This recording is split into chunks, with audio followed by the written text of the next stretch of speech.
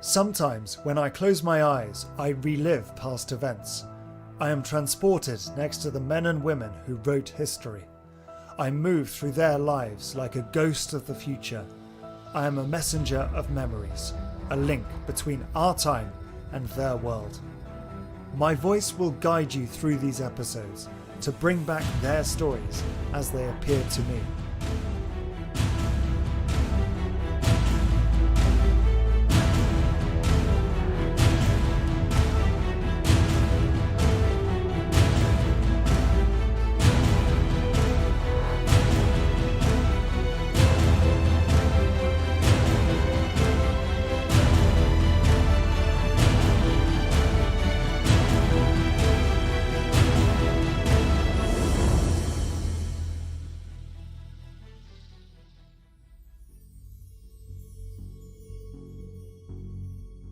Around me the air is moist, the smell is foul.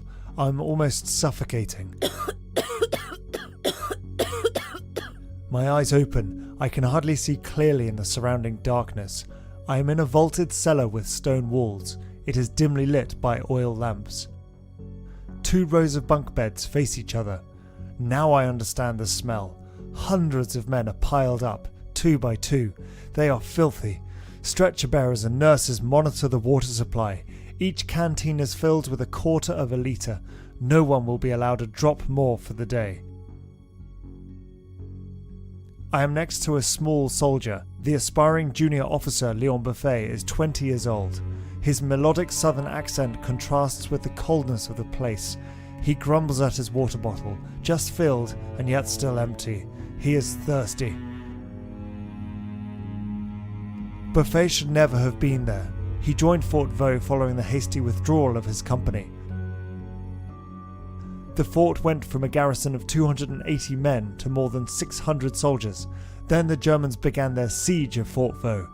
Since then the soldiers have been defending this concrete fortress, holed up inside, without natural light and soon without water. I've only just arrived, but I already want to escape this place. I feel as if I'm running out of air.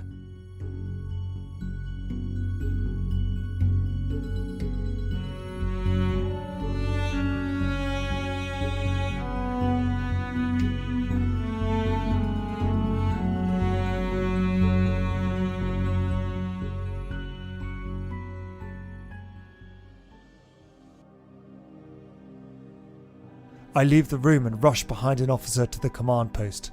My breathing is scarcely any better. Commander Sylvain Renal is at the end of the room. He is a small man in his 50s. He is balding, which is a stark contrast to his full moustache. He paces up and down the room, limping. He has already been wounded 3 times since the war began. Commander Renal has been stationed at Fort Vaux for only 10 days.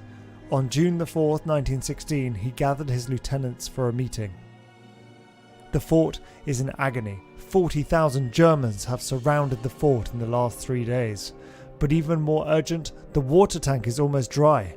Rationing is no longer enough. The surplus soldiers have to be evacuated as soon as possible, starting this evening. The officers approach a table on which a map of this immense concrete block, nearly 200 metres long and 100 metres wide, was laid out. The Germans had taken up positions in the ditches and on top of the fort, but slowly an evacuation plan is being formed. A sergeant knocks on the door. One of the lieutenants is urgently called to a gallery. The Germans are approaching. The lieutenant leaves immediately. I decide to run alongside him. In the maze of galleries of the fort, 2 of them are connected to the outside, facing the northwest and northeast. They must be protected, or the fortress will fall. We take to the northwest gallery. I hear grenades exploding.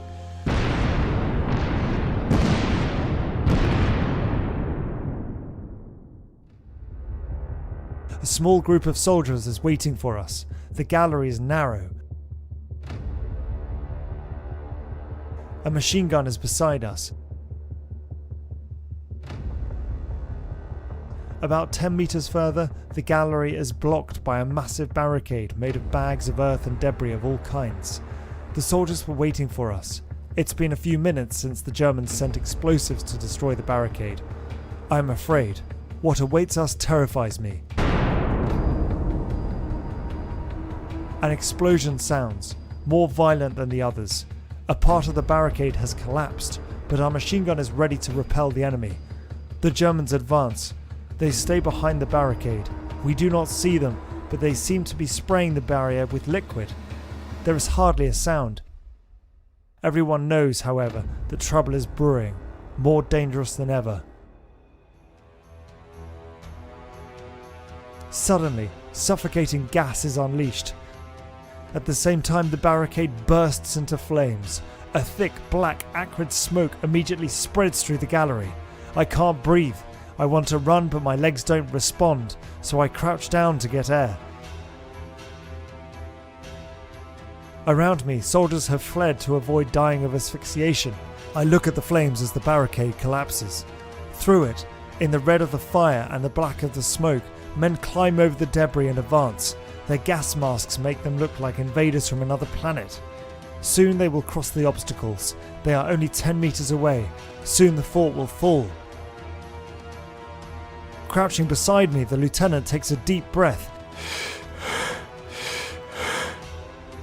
Then he rushes towards the machine gun. 5 meters. The lieutenant opens a deluge of fire towards the barricade.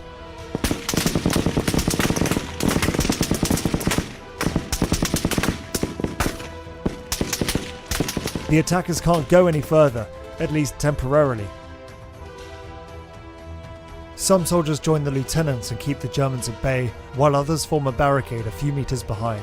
The lieutenant walks away. I am pale and sweaty. I need a drink of water, but there is none left. In the rest of the fort, the air is barely breathable. It is hot and humid, and thick smoke remains. The only fan, however, is still working. No one was poisoned.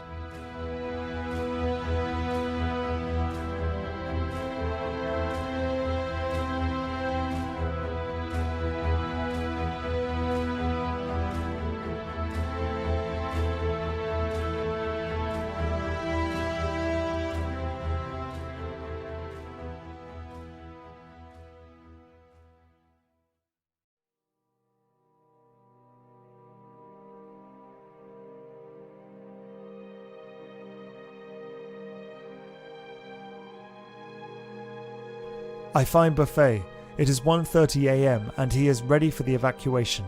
The soldiers try to cross the southern ditch of the fort in small groups towards the French lines. Buffet sets off first, then other groups follow. I stay in the fort. Soon the artillery bursts resounded in the night. Unfortunately, the Germans have spotted the groups of soldiers. Some managed to get through, and others remained in the ditch. The majority were forced to return. I do not know where Buffet is. I am gripped by this night, full of fear. I'm back in Commander Renal's office for the third time. After the failure of the previous day's evacuation, the Commandant has just tried again. It was essential. The water is distributed in drops. Soon there will be none left. A soldier arrives with a report.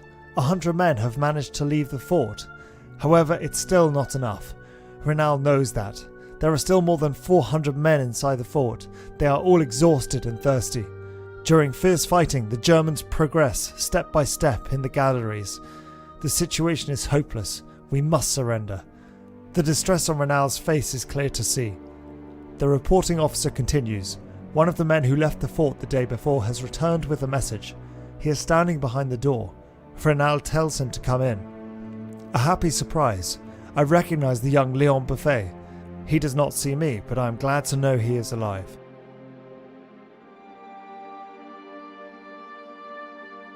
The young man immediately volunteered to return to the fort and give the commander the instructions that General Nivelle had entrusted him with. I'm not surprised at his courage.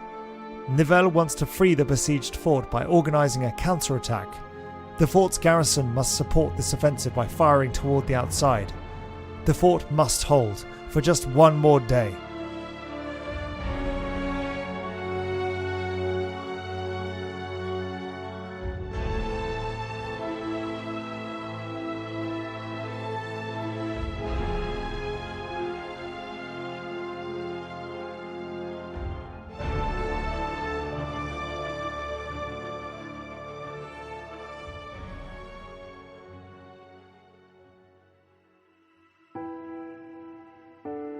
I leave Renal and follow Buffet back to his room, greeted by the affectionate mockery of his comrades who did not expect him to return to this hellhole.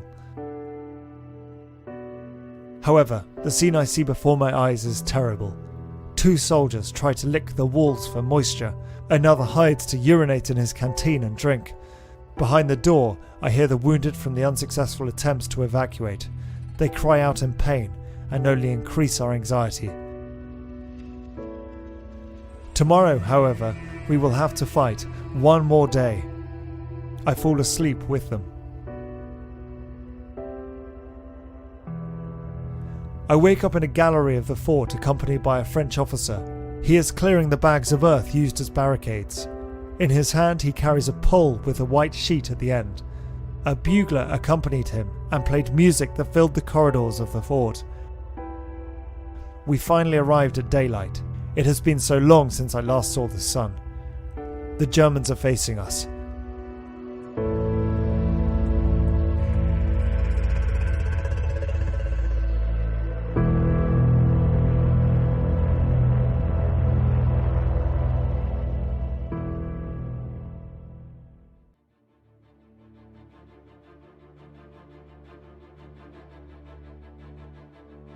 Yesterday, the French assault planned by General Nivelle was a failure.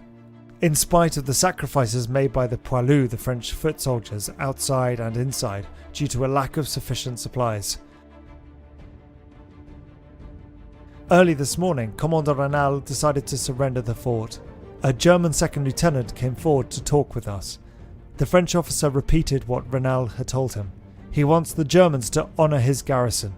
In exchange, they will not leave any explosive charges in the fort. The agreement is made. A few hours later, I walk by the side of Buffet. He looks disappointed. The other 450 soldiers came out of the fort to be taken as prisoners. First the able-bodied, then the wounded. Finally, Renal left the fort. He was limping, but walked forward with a proud look on his face.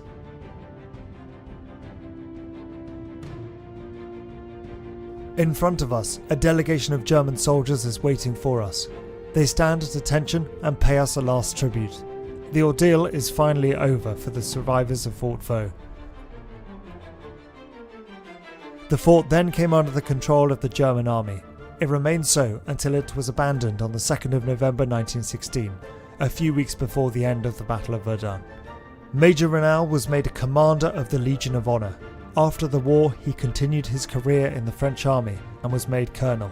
Buffet later became a professor of mathematics in Perpignan. I then returned to my room. More than 100 years later, the poilu will forever be in my memory.